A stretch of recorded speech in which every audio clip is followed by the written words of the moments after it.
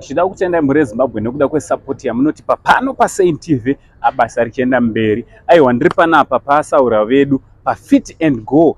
So zvaunongoita iwe kana uchida kugadzirisa suspension yemotikari yako, uchida kuti motikari inge ine suspension yakasimba, bata veFit and Go ndo vanopedza masports.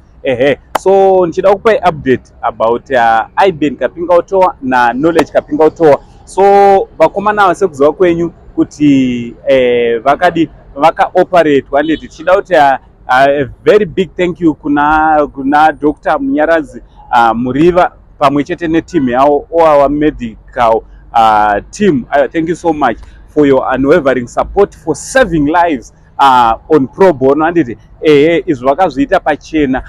You can imagine kuti kuoperate munhu kunodhura sei, but Iben Kapingautowa na Knowledge they were operated for free. And thank you so much to our medical team nekushanda makabatirana kuti tinge tinoimprove upenyu hwevakomana ava. So vakomana ava they are now out of danger. Varipo pakungorecover chete. Tichida kutenda Mwari nekuda kwemunhu wese akabatirana kuti tinge tinobatsirana na Iben na Knowledge Kapingautowa. May the good Lord bless you. So chasara zvinezvi ndechekuti Iben adzokere for another chemo therapy session very soon.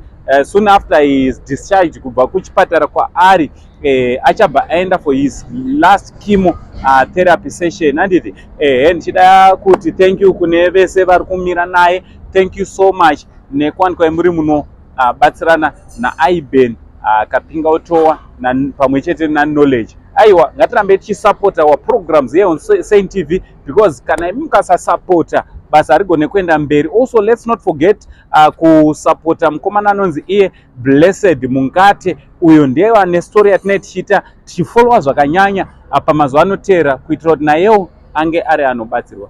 From Uncle Saint, the only Zim uncle. Aiwa Fit and Go is the only place to be kana uine motikari yako. Aiwa ikoko ndokunotengeswa suspension yakasimba nemutengo wakadera. Tichiti much love.